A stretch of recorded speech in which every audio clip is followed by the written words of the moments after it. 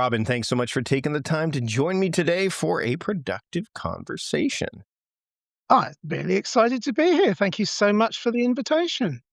So I'm looking at the book that you've got here, and I love the anytime I see a registered trademark, I know somebody's taking it seriously. So it's Get Resultsology, the science of getting stuff done. It's a comprehensive system of proven strategies to help you skyrocket your productivity and finally kick procrastination to the curb. So, Robin, out of the gate, as somebody who also writes about this stuff, and we're in this world where there are a lot of people who write about the stuff that we write about. What was the impetus for you to say, "Hey, I've got this voice that I want to add to the conversation"? Like, what was the gap that you felt that Resultsology kind of can fill for somebody? Oh, completely selfish and self-centered, and I'm not even making that up. It was just literally, it was an epiphany, like a facepalm moment for me back in 2019. Just to give you some very brief background, I trained. I'm British, obviously people can hear that from my accent. But I trained as a life coach way back in 2001 with Tony Robbins in San Diego in California. And as luck would have it, his plans changed, my plans changed. So I never actually ended up working for him, but I did a lot of training with him, a lot. And I came back to England and I set up my own life coaching business. And then the reason that our plans didn't mesh up was because I had young children and I wanted to raise them. Well, I ended up raising them full time on my own about 3 years later. So I parked the coaching business. 2019, sat in a coffee shop bragging to my brother, "I've been busy. I finally got my degree. I finished my education. Aren't I the clever one? Ha ha ha." Bragging, you know. And my brother was like, "Oh, is that the time? I've got to go," you know. I thought, yeah, you never impress your own siblings, do you? So I thought, "Oh, God, I need to do something." So I said, I thought, "Oh, I know. Mind you," I said, "trust me to take 10 years to do something I should have done in 6." And he went, "Yeah, why was that?" And I thought, "Oh, the caffeine's kicked in now, hasn't it? Now he's interested." So I said, "Oh, procrastination." And I laughed and he laughed and we changed the subject. And then when I was driving home, I was thinking, wait a minute, Robin, you're a trained life coach. How dare you procrastinate? How dare you? That's outrageous. I was really cross with myself. And I thought, I where did that come from? And I thought I actually genuinely had procrastinated. And I thought, "Oh, hang on."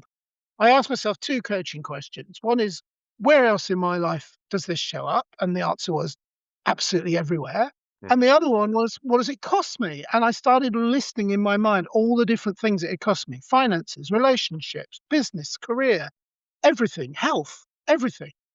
And by the time I got home, I was really angry with myself for being so dumb and really upset because I realized that this wasn't just a passing thing, that was just a casual thing that came up in conversation. It was a serious issue. So I rang my brother, who was a mental health professional at the time, and I said, just remind me. I know I've done like over 100 days of training with Tony Robbins, and quite a bit of that was about coaching. Just can't quite put my finger on what was the cure again for procrastination? What's the magic pill you take to deal with it? What was it again? I can't quite think what it is. And there was just tumbleweed silence at the other end of the line. And eventually he said, "You know what? I don't know. I don't know." So that started me thinking, and I began my quest. And then we had the gift that keeps on giving, and I mean that in the ironic sense. COVID happened. Mm. We had all that lockdown time, and I thought, "Oh, I'll just research this. Then that won't take long." And I discovered very quickly that in just one 10-year period, as an example, one 10-year period in the early 2000s, over 900 study projects into procrastination and productivity had happened. And I thought, well, I don't need to study, research it. But what I can do is I can use my academic skills, because I'm an arts and humanities guy, I'm not a scientist.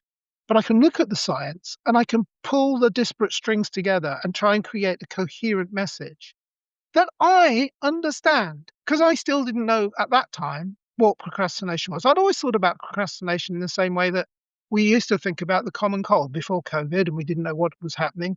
"Oh, I've got a cold. I'm a bit sniffly today. I'll work through it. Oh, I'm procrastinating today. Now I'll do it tomorrow." The procrastinator's mantra.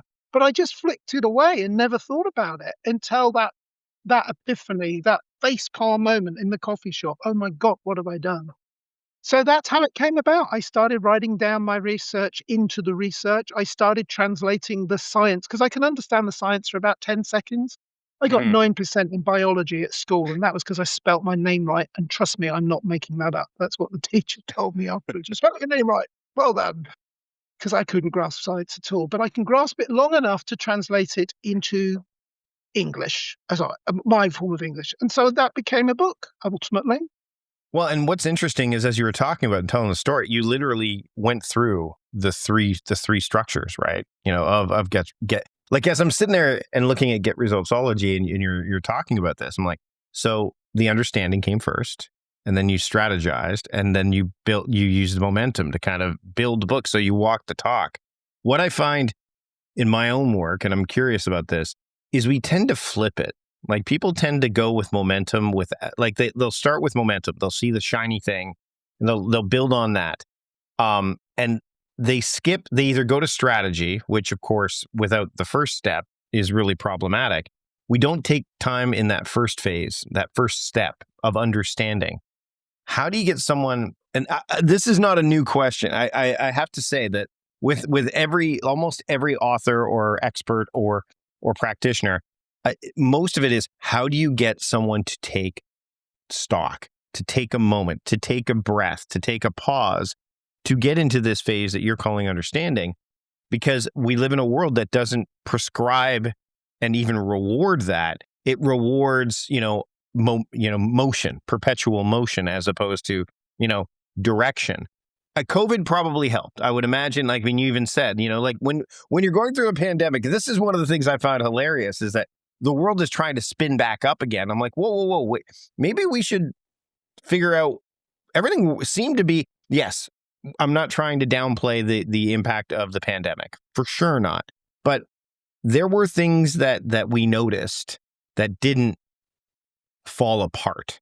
And there seems to be this um, frenetic pace that we're trying to ramp back up to, which keeps us from that understanding piece. If anything, the understanding piece would probably have us reconcile, hey, maybe we should look at this differently. So how do you get someone to stop and spend time on that step before they move on to the other ones, instead of starting at momentum and then wondering how in the world they got to where they were or why they're still standing still?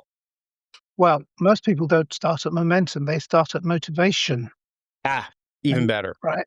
So and I have literally got a cupboard full of schedulers, planners, diaries, journals, whatever you want to call them, or every conceivable kind of wonderful, wacky, brilliant system out there. Most of them are quite brilliant, but they're in a cupboard for a reason.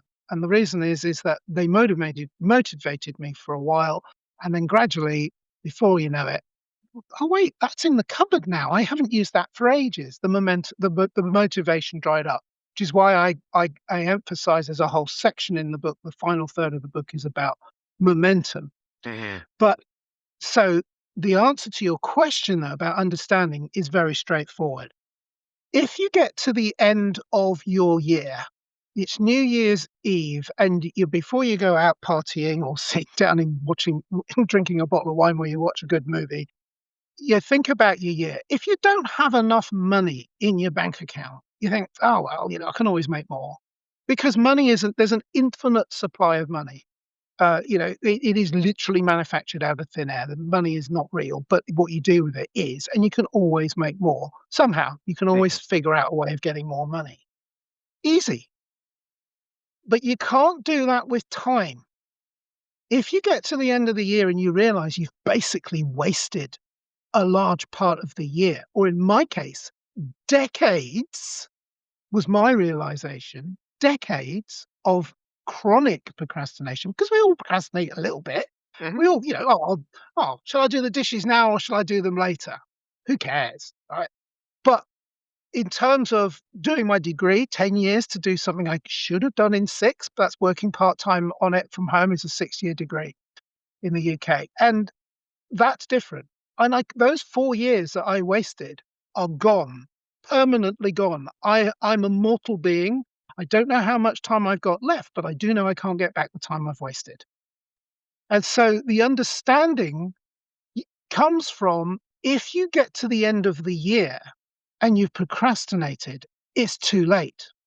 So you need to understand that when you are procrastinating, you need to catch it before you've wasted too much time. And I gotta say, I describe myself as a chronic procrastinator. I do that daily.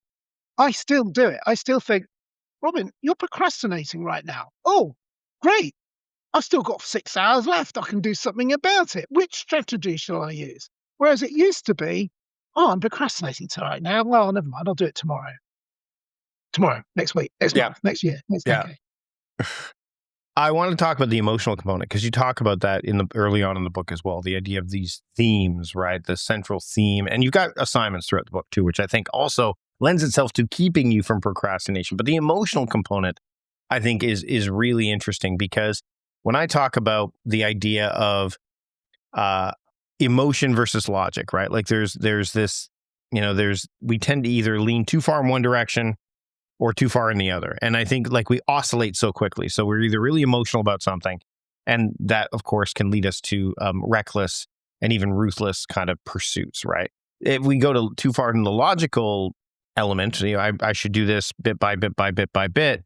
And let's say you're following a formula that works for somebody else. Like it's logical, it works for them, but so it should work for me, which, you're removing things like nuance. And I like the idea of reason, which kind of to me lands in the middle between the two. But emotion is a really tricky one. And I want to talk a little bit about that because, you mentioned it right out of the gate. And what role do you find that emotion plays? Not necessarily I think we can probably dive into the procrastination or procrastinational component, but also I think we can leverage emotion in a way that helps us get results. But it's not an all or nothing proposition, right? No. So it's all emotional. So the key distinction that I discovered for myself, I didn't discover it for the world. As I say, the technology was already out there. But for myself was that procrastination is an inside job. It happens in here, in your brain. It's nature. It's all part of your survival mechanism. And if you think about it, it's not again, this is not rocket science, it's actually neurological science, biology. Your brain is hardwired to do two things. One, survive. Two, procreate. Everything else is bonus material. Mhm. Watching TV, chocolate cake, living a long life, the fun of procreating without creating.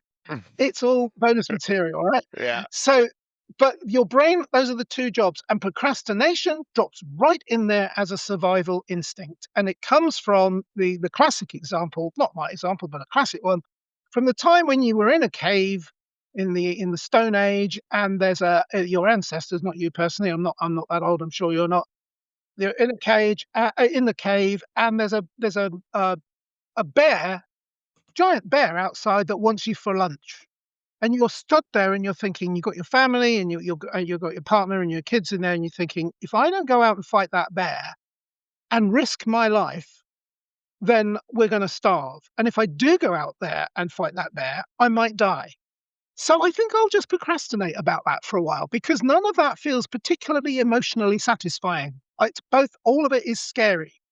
And when we talk about emotions, so in the book, I talk about the threat modality and the reward modality.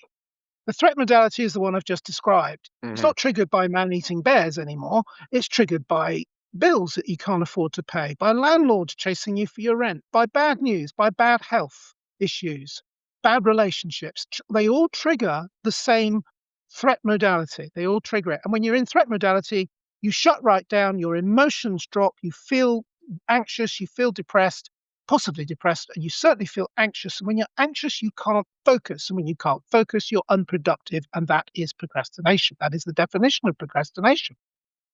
What you need to do is get into reward modality, which is when you go to an emotional state where what you're doing now is actually having fun and enjoying it. And so I talk in the book there, I go into the three avatars of the conductor, the scholar, and the fun-sized warrior, which we don't Yeah. have time to go into right now, and I don't think you want me to. But the point is that these bring out the neurotransmitters in your brain because, again, I'm a arts and humanities guy, so I gave them I gave them names I could follow, conductor, scholar, sometimes warrior, rather than their real chemical names. But dopamine is in there, definitely. And most people understand that dopamine is a very is basically the has star value. It's the famous neurotransmitter that we all like. And emotions kick in. So basically, what I'm saying is that when you are procrastinating, here's the tricky thing. The behavior that you are indulging in when you are procrastinating feels better than the behavior that you are irrationally avoiding. You don't Yeah. feel great about it afterwards, but the procrastinating behavior is more satisfying than the behavior that you are avoiding, which might be the doing something quite tricky or difficult at work, or just something that you're fearful about the outcome for, not sure about.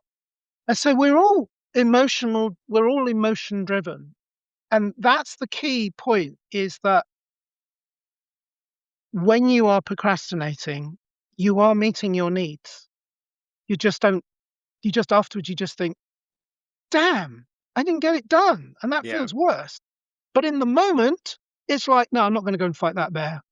I feel safe in the cave. It's warm in here.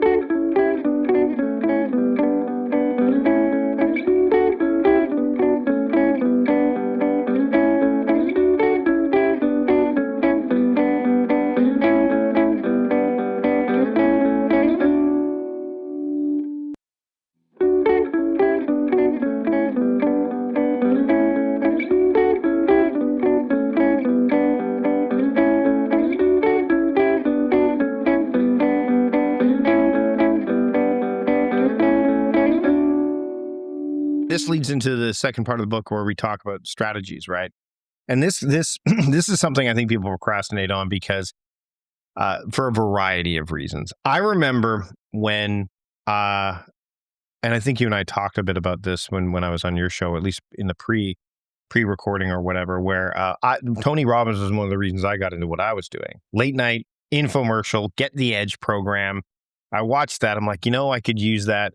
I bought it. I don't. I mean, it's interesting because I got that, and then I told you about the Time of Your Life program that he also did that I bought on eBay back when you could buy like the big boxes, like the old school self help, kind of thing. And what I think is interesting is, first off, um, as I was going through that, one of the things that came up was this idea of like, look at your whole life, look beyond just today, right? Like, and uh, for me, I was ready. I think I got to a point where I was completely ready to do that, and I wonder if there are people listening to this right now. Maybe it's the listener that I'm talking to right now. Maybe it's you that you've kind of been you're at a point where you feel stuck or you feel listless. Like there's again emotion. You're talking about emotion. And this would be a catalyst, I think, to help direct your attention towards the things you want to, because you're right. Like, when you're comfortable just sitting in that, like I've got that chair behind me right there, a nice comfortable chair, just sitting and reading. And yet there's other things I could be doing and should be doing. And I think that's the distinction too, is like, I could do anything. So let's do this. And then by the time the day ends, you're like, should have done this, should have done that, should have done whatever. This life vision, these larger grand things that we sit down to kind of look at, they're hard. They're hard and they take time. And we have these competing things that come at us. So for those that are either like, I don't have time to do this, they think I have to go on some grand retreat to do it. They think it's too woo-woo because there's that too. Like, I don't have any agency over all this stuff. How do you get people to look at this particular strategy of creating your life vision so that it actually gets done? So let's go back to doing the dishes. Okay. It literally gets down to that kind of granular level. I mentioned earlier about, it's harmless if a little bit of procrastination. Shall I do the dishes now? Shall I do them later? And the answer is most people will say, well, it doesn't matter if I do them a bit later. But in the book, I talk about what you were talking about, which is you're having a strong personal life vision. And that's because from a coaching point of view, I was trained to work with goals. And I've always instinctively kicked against goals. I've always thought goals are pretty sucky. And I know a lot of people who have the most incredible successful lives, successful by my terms, successful in their own terms. They've never written a goal down in their life, right? Hmm. So I've always thought, well, that's odd because obviously writing goals makes a lot of sense, but then it doesn't mean that you will instantly be successful because you do. That's nonsense. So, and the science that I looked at pointed to a very simple fact, which tied in beautifully with the research I was doing on the causes of procrastination. When some scientists realized that the act of setting a goal and having a goal sets up a feeling of obligation, and obligation is a source of stress. So, goals by themselves in isolation cause procrastination. Which is a heck of a paradox when you think about it. Oh, Yeah. but then when you realize we've just had our new year and all the New Year's resolutions, which are done and dusted and over with by day 3, because they created a feeling of obligation and people just didn't follow through if goals really work, then people would set New Year's resolutions, and it would be the time of the year where everyone declares how successful they were with achieving their New Year's resolutions. But a personal life vision is not a goal, it's something else. It's about identity. It's about who you are at your core. It's about getting up in the morning and thinking, "Well, I didn't do the dishes last night, and now I don't have an area where I can sit down on a kitchen table, spread out my textbooks and my laptops and my everything I need to study to become an oncologist 15 years from now, because I didn't do the dishes last night." Damn. And suddenly that little tiny act of not doing the dishes, that little act of rebellion about, "Oh, I'd rather read a book, watch TV, play a game," comes back to bite you up the proverbial backside because you've now created a delay in achieving your life vision. Now, everybody's life vision is different. I deliberately picked one that is it's not relatable to me. I'm not a medical professional, but I talk about an oncologist because I think you need to study to be a doctor for about 7 years, and then you need another 7 or 8 years after that, specializing through the specialties until you can eventually call yourself a professional oncologist, which is a very tricky and difficult job. And so you're probably looking at a 15-year journey. And if you know that you are delaying or maybe even delaying, deferring, maybe even never being able to achieve that goal simply because you didn't wash the dishes to clear the space on the kitchen table to lay out your study materials, then suddenly doing the dishes, you don't feel like procrastinating about it anymore. Or, I talk about the single parent because I was a single parent for a very long time and raising 2 small children right through to adulthood. And, getting up in the morning and, "Where are my shoes? I don't know where I put my shoes. Where are my books? Where's this? Where's that?" Not a very inspiring way of starting the day. But if you start the day by thinking about, yeah, but when you know, I mean, for me, the family was a big part of my personal life vision. So, I've got 2 strapping sons now that are very healthy and happy people, and I'm proud of them. And that's not down to me, that's down to them. But my goal was to be supportive of them.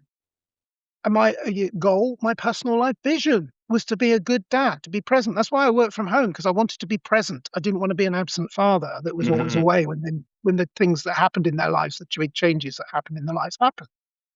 So yeah, so personal life vision, it really just comes down to those 2 things. It's who you are at your core and who you see yourself, your identity. And when you are identity driven, when you are what I mean by who you are at your core is like if I say to you, that thing that you really, really, really, really, really want and that you're working towards, if I told you that the minute I flip this coin, you either have it forever or you don't have it, you're never gonna get it. If your response is, "No, don't flip the coin, because absolutely I must have it," then you know that you're tying into something that's very fundamental. But it's not gonna be about doing the dishes, is it? It's not gonna be about reading that textbook either, but it is gonna be about that bigger vision you have of yourself. And of course, you can change your vision, you can change your mind. That's not a problem.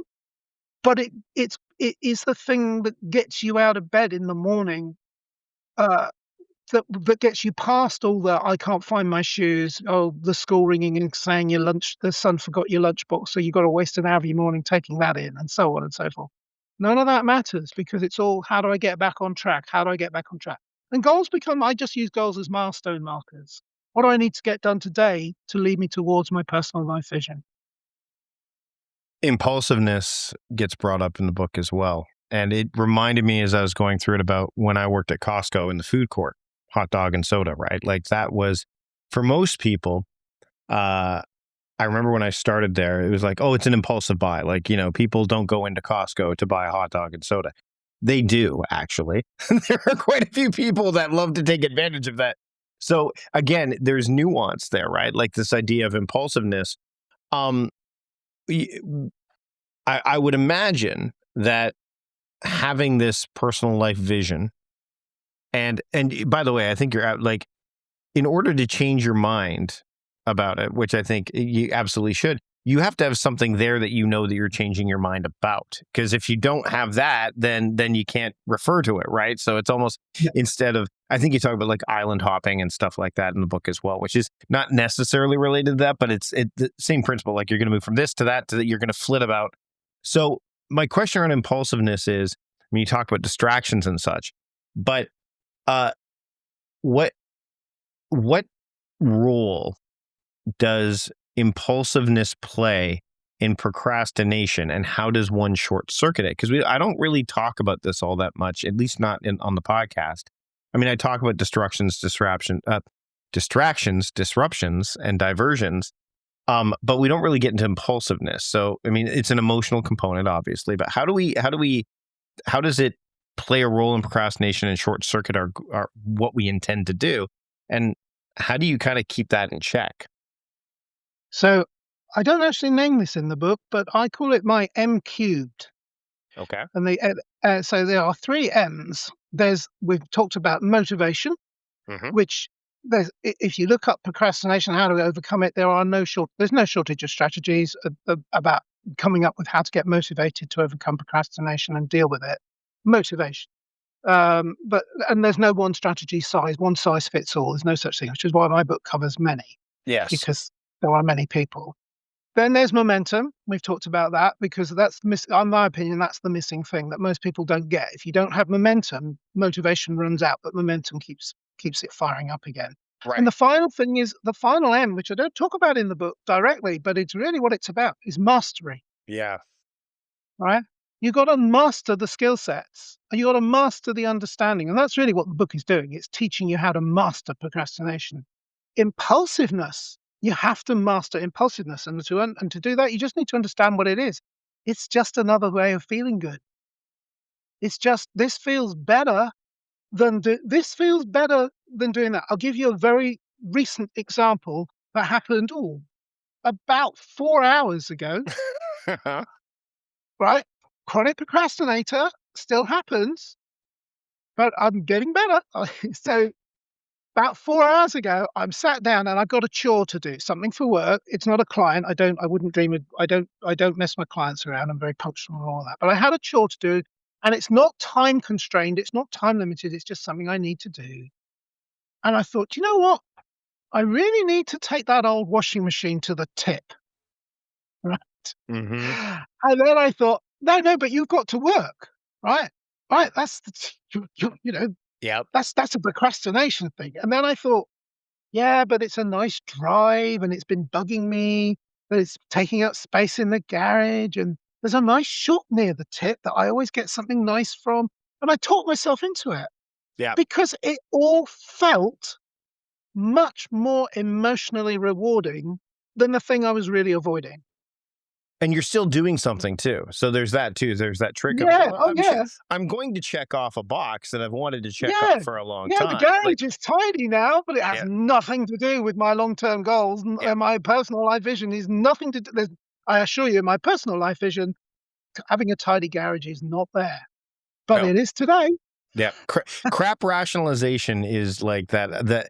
We will always find a way to crap rationalize, and the more, the more we have kind of a framework in place, like, oh, look, I've got these, and I've actually struggled with this too.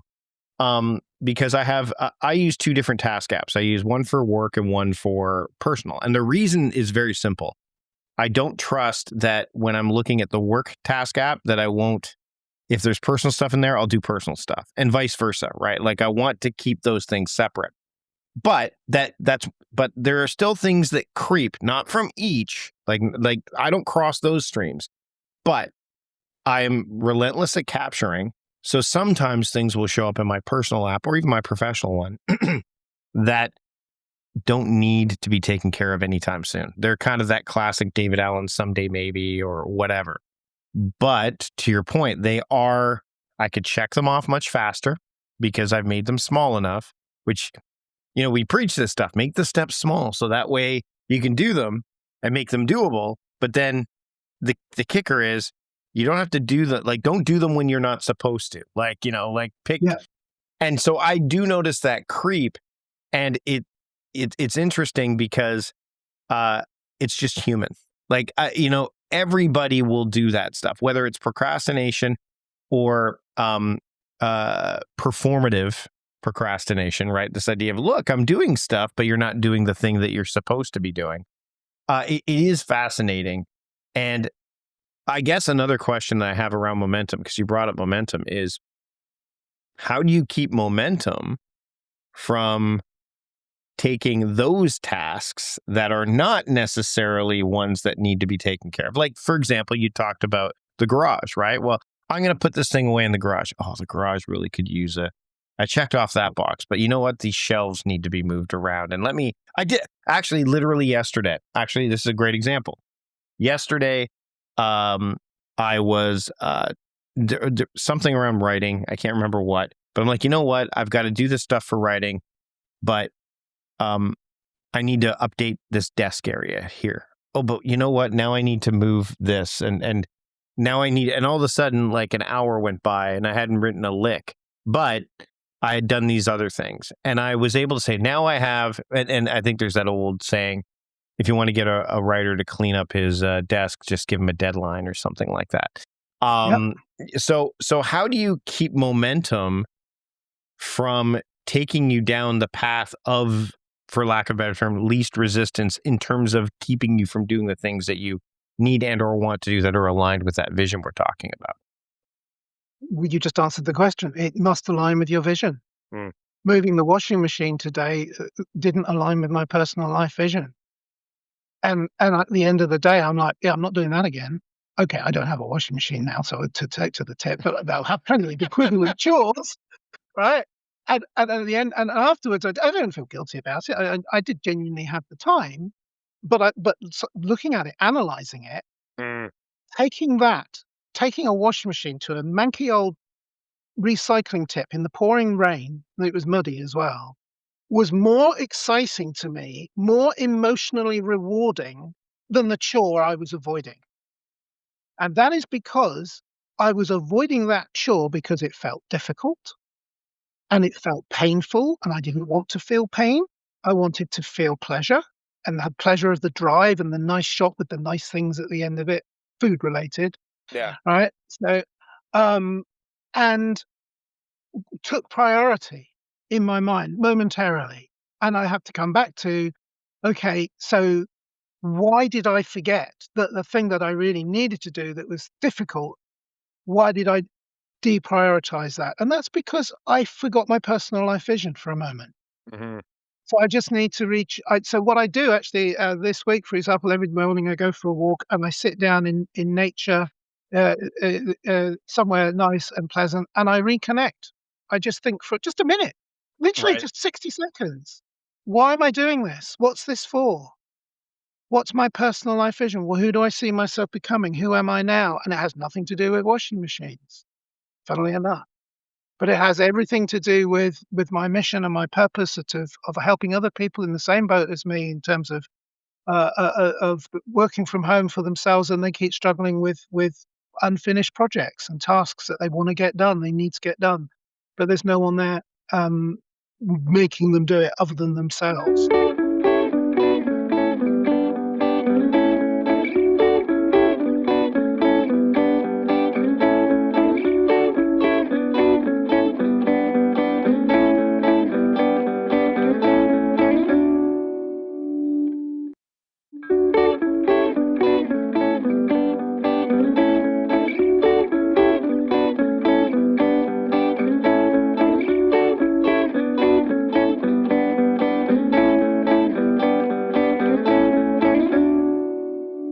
when you go through the process of recalibration or reflection, for lack, do you keep a journal or anything along those lines? Like, do you look at that, or is it more of a, because I think for some people, especially if they're starting out with something like this, that having a record of these thoughts, these deviations, can be incredibly helpful.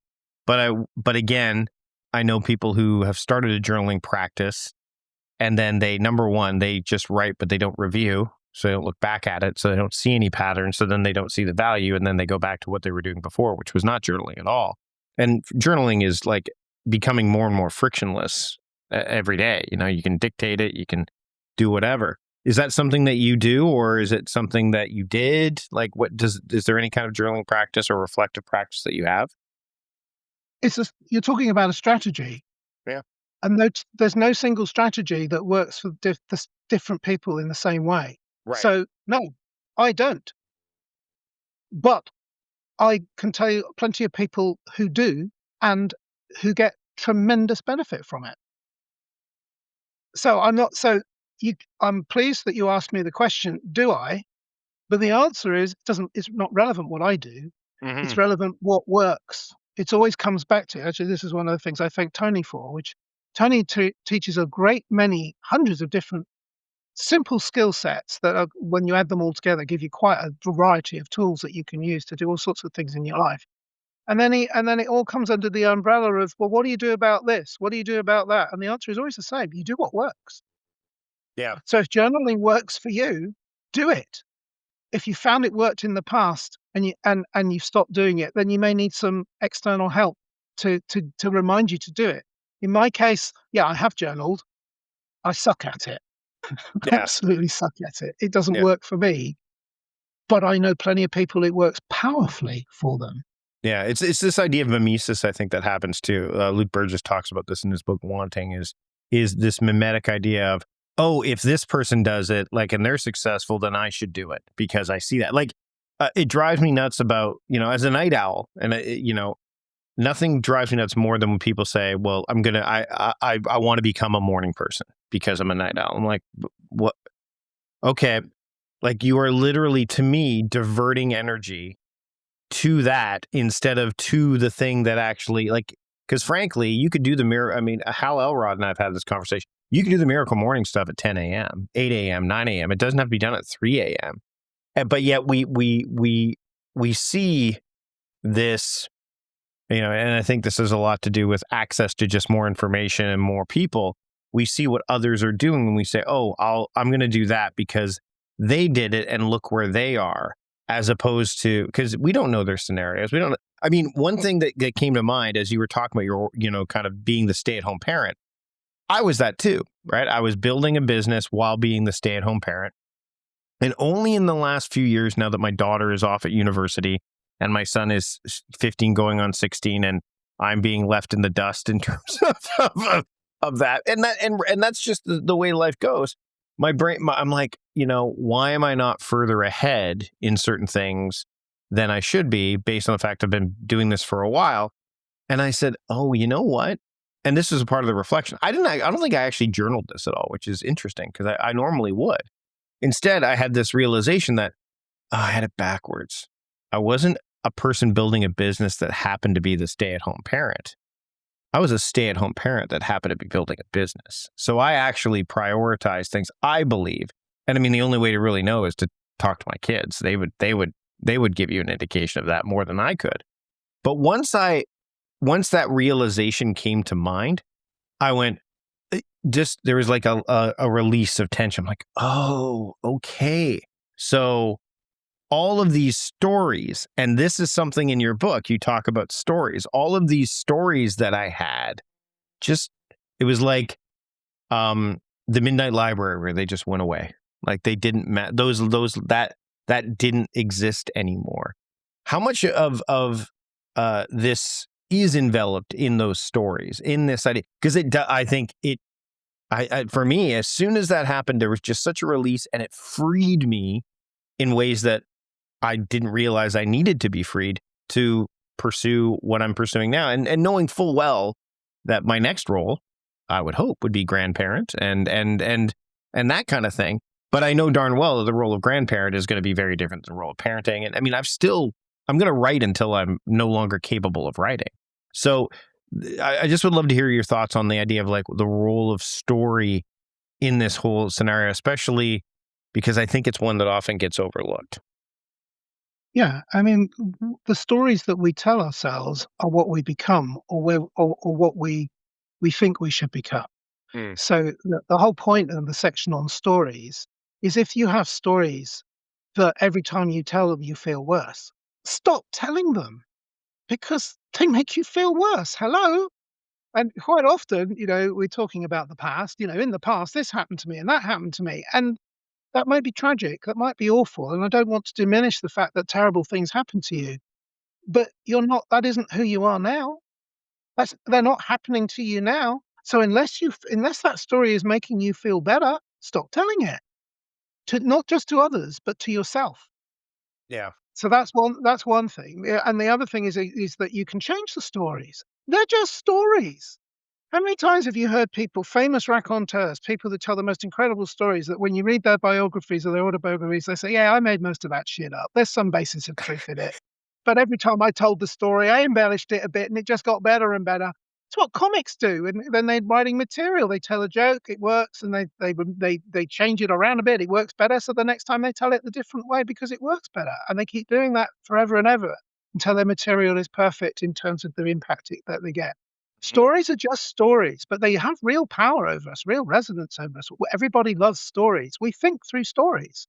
We communicate through stories. Well, this book, I This mean, is I mean, the way you took all of this information and based on your background, you're like, I need to turn this into something that people that don't have an academic background can read and understand and get something out of. And that, I mean, we do that, we distill that all the time. yeah, through stories. And I want to say to you also that you gave a really great example there of your own story where of the M cubed mastery. Mastery of yourself is what that means.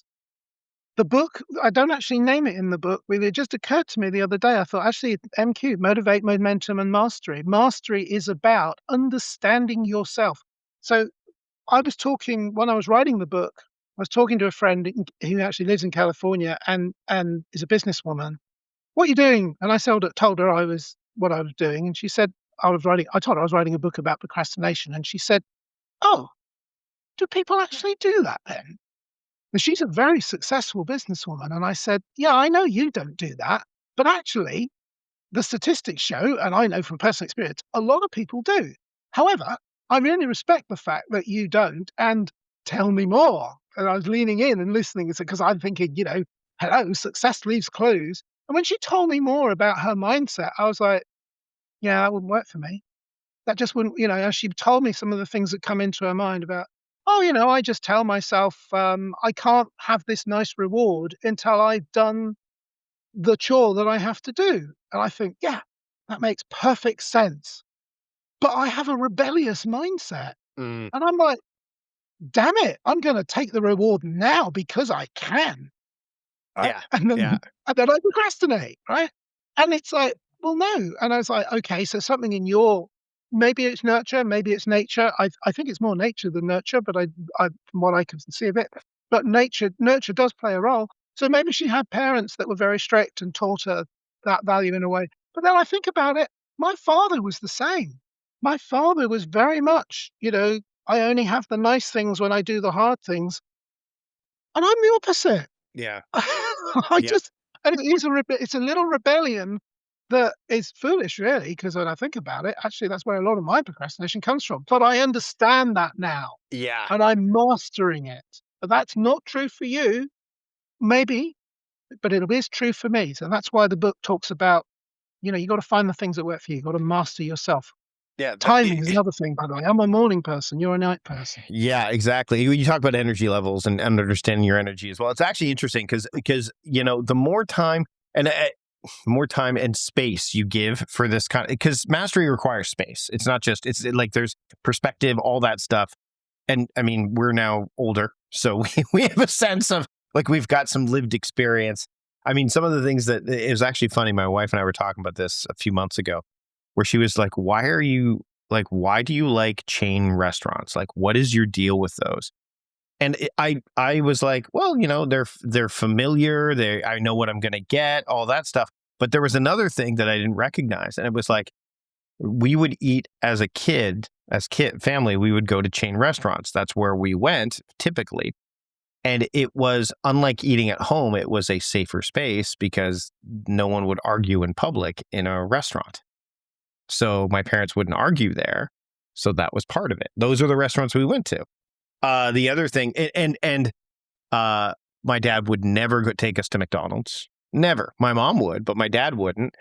What do I do for my kids? Let's go to McDonald's. Let's go do that thing. Like so you're right. It's so, I mean, I've said this before and this is not new, but we don't just learn what to do from the people that are in our purview, our stories or whatever, especially our parents. We also learn what not to do. Like, I won't do that. I won't do that. And it is fascinating. But you can't, in my experience, that stuff, sometimes you get the epiphany. And when you get the epiphany, it's important to sit with it. And that, I think, when you're going through this book, and you've got a lot of stuff in here, which is great.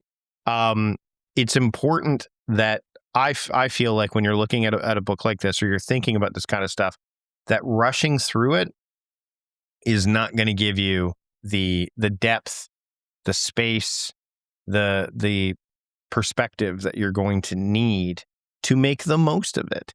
And you'll have to kind of almost battle back against I want to get this thing done, which is kind of interesting because the title is get Resultsology, the science of getting stuff done. And it's like, but this will take some time for you to get done. Yeah, and there's a paradox there, and someone picked me up on that very early on when I finished the book, and I was just putting it out there for advanced readership, and I got a really snotty message back from some guy that was like, "I just want this. I want the information now. I just want to know what tablet do I take? Give me the tablet. 1, 2, 3. I'm working, right?" And I'm like, "Dude, if I could have done that, do you think I would have written it down? You're damn right I would have written it down." Yeah. But the reality is that repetition is the mother of learning. And quite a lot of the book is really repeating the same stuff over and over, but in different ways until I find something, until you, as the reader, find something. Oh, now I get it. Now that resonates for me. Now that I understand. I produced the book as an audiobook. I've got a video course of it. I've got a shortened version of it. I've got a 12-minute summary of it. There's a little webinar that I do. I took, obviously, the book is not my main thing. I'm an accountability coach because, in the age of AI, empathy is still something that AI will never, ever, ever be able to recreate. And yet when you empathize. And nuance too. And nuance Yes, as well. Yes. And yet people will work harder when they are being held accountable to somebody else. That's one strategy. It's not the only strategy, but it's a very powerful one, which I realized I could offer as a potential service to people. But it comes back to the very sharp reality, which is that you have to master your own environment, which is your mind. And, when it comes to nurture and nature, you talked about some nurturing examples there with your own parents and the McDonald's story. But the reality is that nature plays a big part. In the book, I talk about tortoises and hares. Yeah. And how that there are, and you know who I'm talking about when when I refer it to in another language, which is the people who are adventurers.